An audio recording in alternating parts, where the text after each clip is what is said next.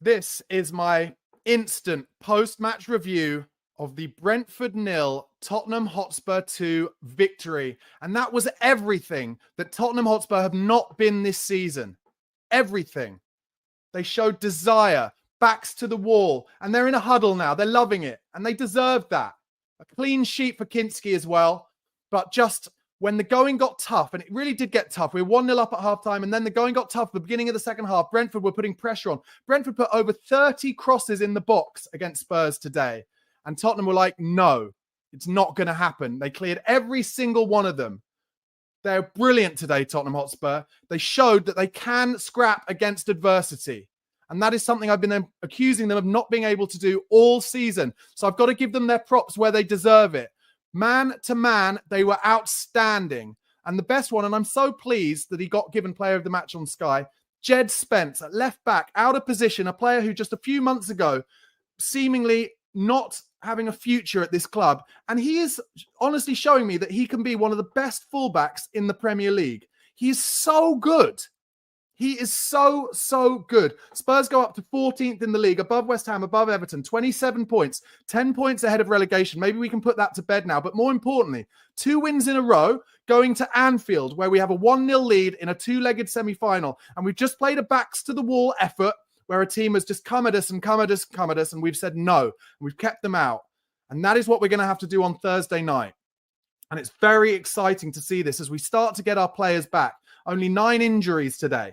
9 injuries we've got out. And Ange said earlier this week, they're all coming back in the next week to 10 days. And he rested Mickey van der Ven, from everything we hear anyway. He rested Mickey van der Ven, just said didn't want to play him today. So if that's the correct intel we're hearing out of the club, then that means Mickey van der Ven will be fit for the Liverpool game. And that will only help. But I'm going to say it. I'm going to go man to man. Kinski was excellent. He had a few times he had to come and punch free kicks away. He had the sun in his eyes all game. His distribution was good. He didn't try and keep it short all the time. He was like, no, we're going to kick this long if it's not on. And he made a couple of important saves in the first half. Then Pedro Porro, considering how many minutes he's played this season and how tired he must be, he did really well. They tried to pinpoint him. They tried to play diagonals over his head all game. They tried to get crosses into him at the back post, and he was strong at the back post today. He was strong coming narrow to help out his centre-backs. He was good in the air. And this is a huge result for Tottenham Hotspur. Ben Davies and Archie Gray. Listen, having Ben Davies back over the last few games has been absolutely massive for Spurs. And him and Archie Gray give each other a bit of balance. And they were fantastic today, up against some of the best forwards in the league, Wissa and Buemo.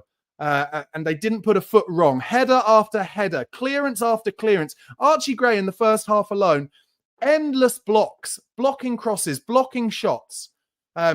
As I've already mentioned, Jed Spence, player of the match, absolutely outstanding. One of the reasons I think Tottenham were able to put in a performance like that today against one of the most difficult places to go in the Premier League, against the team who've scored more goals at home than any other team in the Premier League. One of the reasons we were able to keep a clean sheet and be so good and solid today was he played the double pivot of Bentancur and Basuma in front of that back four. And I can think of only one time in the first half where there was room for them to run in down the middle.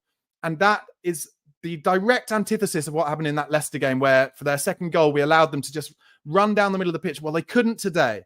And I said before the game, a lot of Spurs fans think that Basuma and Bentancur can't really play together. They don't really complement each other. But I said, we need them to today, and we need them to develop a partnership because we're going to need them at Anfield as well. And they did. And they fought for each other. And they were giving each other little high fives when they were clearing balls. Bentancur was brilliant today. He was brilliant. He was everywhere, and he reads the game fantastically. If we could just keep him fit, he's such an addition to this team. And they work well together. Of course, there are a few occasions, as there are always going to be with Yves Basuma, where he does something brilliant and then within the space of this same move manages to do something that is so easy that he shouldn't be making a mistake from it. And there were a couple of occasions where he did that. But overall, his positioning was excellent. His tackling, his fighting, really, really good.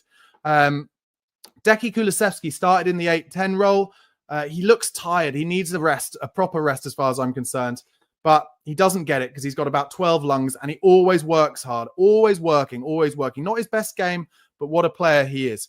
And then into the front line. Mikey Moore started the game in the first half. He started on the right-hand side. He put in one delicious left-footed cross. He was pushed off the ball quite easily a few times. Brentford are a physical side. Probably a bit unlucky to be taken off at halftime, but Bergvall came in and gave us a bit more steel in midfield, whilst Kulusevski was able to hold it up a bit better on the right-hand side, which we needed in that half because the ball was just coming at us over and over again, long ball after long ball, and our ability to get our foot on the ball, it wasn't that simple in the second half. So times where Kulusevski could use his body to keep the ball were important. Richarlison ran himself into the ground, won some important free kicks. We didn't make a chance for him, but listen, more minutes in his legs, which will be important. He looked spent at the end there. He was running on fumes. And Sonny was fine today. He was fine. But then the important thing, the goals. The first one was an own goal from a corner put in by Son. Really good delivery with the keeper, with the sun in his eyes. Own goal, I think, from Janelt. And then the second goal from the substitute, Pape Matar, who I said at the time, he hasn't been in great form, but we need your legs here, Pape. We need your energy. And he made a lung-busting run into the box, slotted in by Sonny. And as the keeper dives at his feet, puts it through his legs. And I'll be honest, in that position when he was in that inside left channel, I didn't think he was going to score. But with the outside of his boot, he slotted it under the keeper. And honestly, one of the most enjoyable moments of the season for me. It's been a difficult season, but to get a win away at Brentford, to keep a clean sheet at Brentford, to play in a kind of style where I think this week the pundits, the commentators will all be talking about, Tottenham have tweaked it. Tottenham have played backs to the wall. Tottenham, even though they're fatigued from a Europa League game, they were able to play in a way where at a very difficult stadium against a very good team who are playing very well this season, it was horses for courses, and they didn't try and play out of their box every single time, putting themselves into trouble. They realized in the second half, going longer, going more direct, and trying to scrap for second balls around the halfway line was the way to win that game. And win that game, they did. And it's absolutely huge. I cannot tell you how happy I'm about it. I'm so pleased for Ange Postecoglou. And listen, I'll be the first to admit, it's been difficult. It's been difficult supporting Ange at times because he hasn't been able to get his first team on the pitch. And his first team still isn't on the pitch.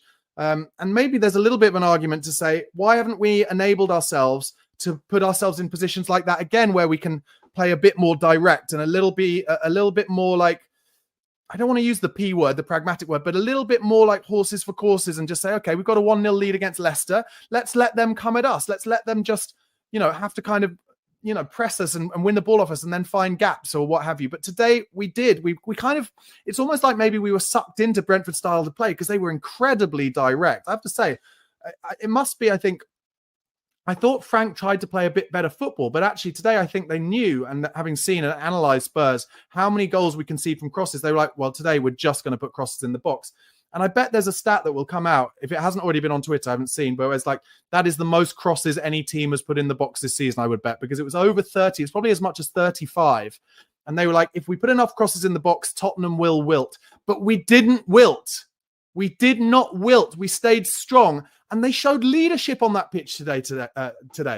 They showed leadership. Ben Davis, Rodrigo Bentancur, Richarlison putting himself about. Some grit in the spine.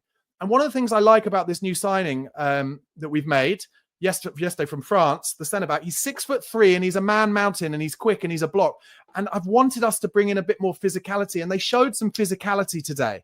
And we need to keep showing that. Because in the Premier League, you need, it's a cliche, but you need to fight for the right to play your football.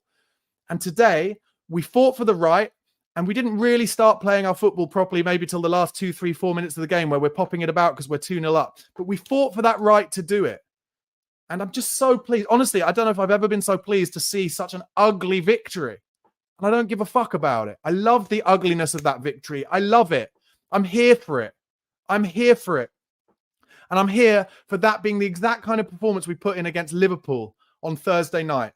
Get us through to the League Cup final. They're just showing the Spurs players on the edge of the pitch, giving it to the fans, fist pumping. Ange is really excited. All the kids are there. Dane Scarlett is there. Kinski, really pleased for him. Another clean sheet for him. Meanwhile, Man United lose 2-0 at home to Crystal Palace. It just shows, doesn't it?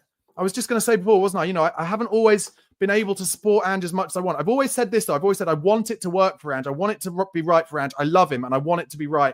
I just fear that because he can't get his players on the pitch, he's not going to be able to get the results. But one of the big reasons why Ange is still in a job, I think, is because of what has happened at Manchester United with Amorim, where he's come in and he hasn't been able to change it round.